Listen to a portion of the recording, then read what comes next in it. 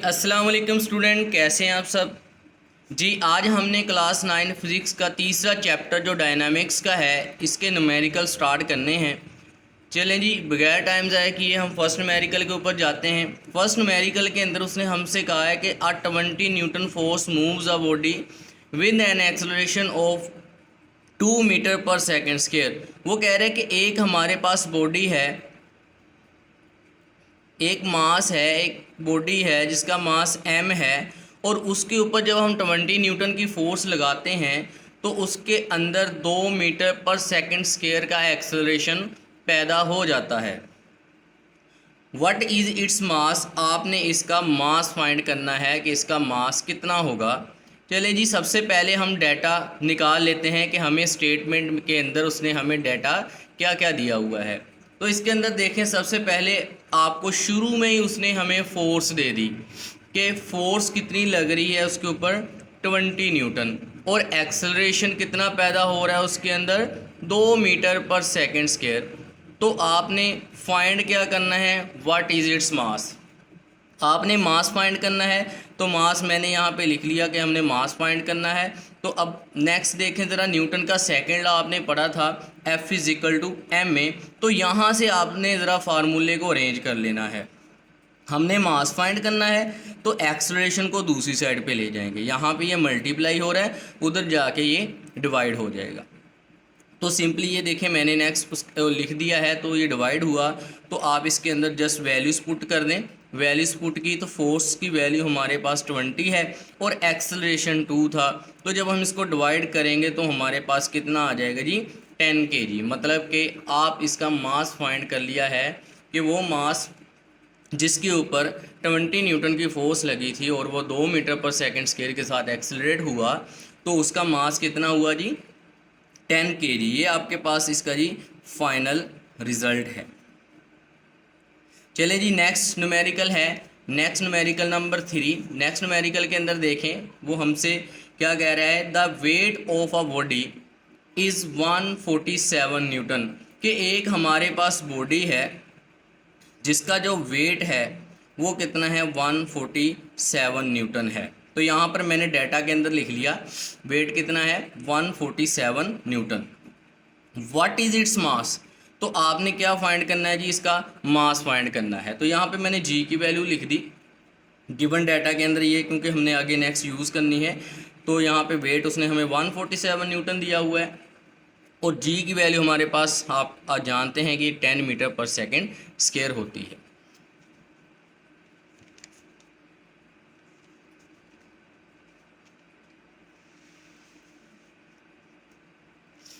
चलिए जी, फाइंड उसने हमें क्या कहा था, क्या फाइंड करना है आपने जी, मास फाइंड करना है।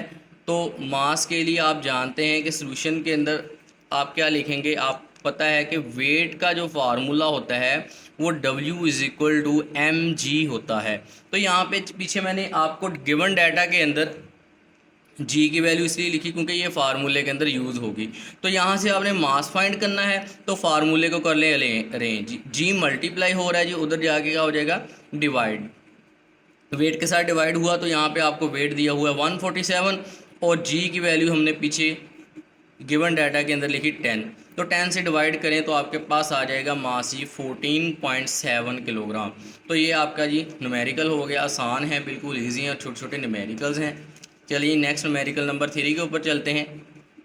नेक्स्ट न्यूमेरिकल के अंदर वो हमें क्या कह रहा है, how much force is needed to prevent a body of mass 10 kg from falling. देखें बहुत इजी है, वो कह रहे हैं एक 10 kg का मास है, 10 kg का मास है, ऊपर से नीचे गिर रहा है, तो आपने उसको गिरने से रोकना है। क्या करना है, गिरने से रोकना है। तो गिरने से रोकने के लिए आपको उसके ऊपर कितनी फोर्स लगानी पड़ेगी। चलें जी, सबसे पहले हम डाटा निकाल लेते हैं। मास उसने दिया हमें 10 kg। अब देखें वो अपवर्ड से डाउनवर्ड मूव कर रहा है, तो यहाँ पे जी एक्ट कर रही है, तो आप जी की वैल्यू ले लें 10 मीटर पर सेकेंड्स की। तो फाइंड क्या करना है जी, हाउ मच फोर्स। तो यहाँ पे आप लिख दें कि हमने फाइंड करना है फोर्स। तो सोल्यूशन पे आ जाएं इसके ऊपर। सोल्यूशन के अंदर हमने वेट का फार्मूला पढ़ा कि वेट बराबर होता है mg के। किसके बराबर होता है, mg के। और ये वेट एक्चुअल में किसके बराबर होता है, फोर्स के, तो आप यहाँ पे F is equal to m g लिख सकते हैं। तो आपने फोर्स फाइंड करनी है, तो यहाँ पे मास की वैल्यू हमारे पास 10 थी, जी की वैल्यू भी 10 है, तो दोनों को जब आप मल्टीप्लाई करेंगे तो आपके पास 100 न्यूटन आ जाएगा। मतलब कि 10 केजी का मास जो ऊपर से नीचे गिर रहा है उसको रोकने के लिए आपको 100 न्यूटन की फोर्स लगानी पड़ेगी। चलिए जी नेक्स्ट न्यूमेरिकल ऊपर चलते हैं। जी नेक्स्ट न्यूमेरिकल के अंदर वो हमें कह रहा है find the acceleration produce by a force, कि आपने अब एक्सेलरेशन फाइंड करना है जो एक बॉडी के अंदर फोर्स पैदा कर रही है, और उस बॉडी के ऊपर कितनी फोर्स लग रही है, 100 Newton in a mass of 50 KG, कि एक मास है आपके पास 50 केजी का, इसके ऊपर हमने कितनी फोर्स लगाई, 100 न्यूटन की। वो कह रहे हैं कि 100 न्यूटन की फोर्स जब लगाई उसके ऊपर तो उसके अंदर एक्सेलरेशन कितना पैदा हुआ वो हमने फाइंड करना है। तो आपने गिवन डाटा निकाल लेना है। गिवन डाटा के अंदर आपको सिर्फ दो चीज़ें उसने दी हुई हैं। पहली चीज़ है फोर्स दी हुई है, और उसके बाद उसने आपको मास दिया हुआ है, ठीक है। और फाइंड क्या करना है कि उसके अंदर एक्सेलरेशन कितना पैदा हुआ है। तो फार्मूला आप जानते हैं कि वही formula F is equal to m में न्यूटन का सेकंड लॉ लगाएं, तो F is equal to m में, तो यहाँ से आपने एक्सेलरेशन फाइंड करना है, तो मास मल्टीप्लाई हो रहा है उधर जाके डिवाइड हो जाएगा। तो यहाँ से एक्सेलरेशन के लिए आपका फार्मूला अरेंज हो गया। तो सिंपली आपने क्या करना है जी, वैल्यू पुट करनी है। फोर्स की वैल्यू आपको पता है 100 है, और मास हमने यहाँ पे लिखा हुआ है 50 केजी है, तो 100 को 50 से डिवाइड करें तो आपके पास आ जाएगी 2। तो उस बॉडी के अंदर जिसका मास 50 केजी है और उसके ऊपर जब हम 100 न्यूटन की फोर्स लगाएंगे तो उसके अंदर जो एक्सेलरेशन पैदा होगा वो 2 मीटर पर सेकेंड स्क्वायर का पैदा होगा। चलिए जी नेक्स्ट न्यूमेरिकल नंबर 5 के ऊपर चलते हैं।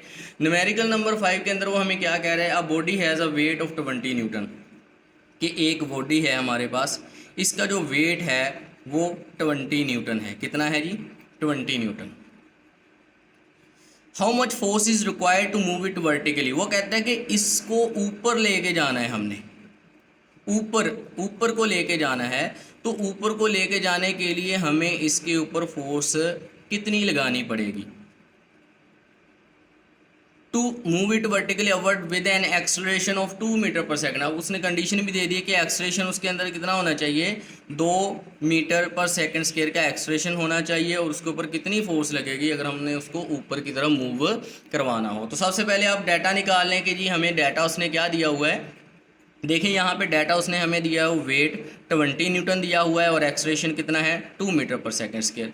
तो जी की वैल्यू आप लिख लें यहाँ पे 10 मीटर पर सेकंड स्क्वायर। ये क्यों लिखी है, क्योंकि ये इसके अंदर यूज़ होनी है, क्योंकि हमारी बॉडी अपवर्ड या डाउनवर्ड दोनों सूरतों के अंदर हम जी की वैल्यू लाजमी पुट करते हैं। तो फाइंड क्या करना है, फोर्स की वैल्यू फाइंड करनी है कि इसको अपवर्ड मूव करवाने के लिए फोर्स कितनी लगेगी। चले जी नेक्स्ट चलते हैं।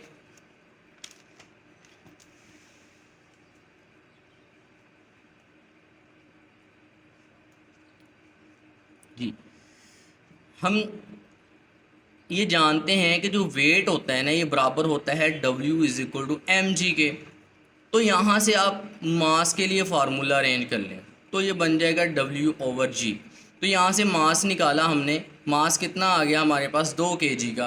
तो मतलब कि उस मास को जिसका 2 kg मास है और वेट 20 न्यूटन है, उसको अब ऊपर उठाने के लिए हमें कितनी फोर्स लगानी पड़ेगी। चले जी न्यूटन का सेकंड लॉ लगाना है। न्यूटन का सेकंड लॉ क्या है, F is equal to m में।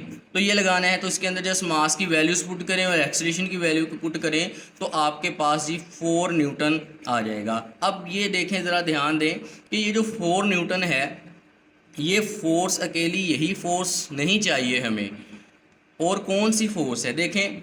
एक तो उसका जो अपना वेट है 20 न्यूटन, ये भी तो एक फोर्स है क्योंकि ये डाउनवर्ड एक्ट कर रही है। तो एक तो आपने इसको उठाना है और दूसरा मज़ीद उसके ऊपर 4 न्यूटन की फोर्स और लगानी है। तो अब आपके पास कितनी फोर्सेस होगी, दोनों को प्लस कर दें, 20 + 4। यहाँ पर मैंने यही काम किया है कि दोनों फोर्सेस को आप जमा कर दें। एक तो आपके पास 20 है जो उसका अपना वेट है, और दूसरा जो अभी हमने 4 फाइंड की है, दोनों को प्लस करें तो टोटल 24 न्यूटन वाली फोर्स जो है ये हमें चाहिए इस बॉडी को अपवर्ड मूव करवाने के लिए। तो आप लोगों को इन न्यूमेरिकल की समझ आ गई होगी। अगर आप इस चैनल के ऊपर न्यू हैं तो प्लीज़ इसको सब्सक्राइब कर दें, शेयर कर दें और अपने दोस्तों को इसके बारे में लाजमी बताएं ताकि वो भी इससे हेल्प हासिल कर सकें। ओके जी, अल्लाह हाफिज़।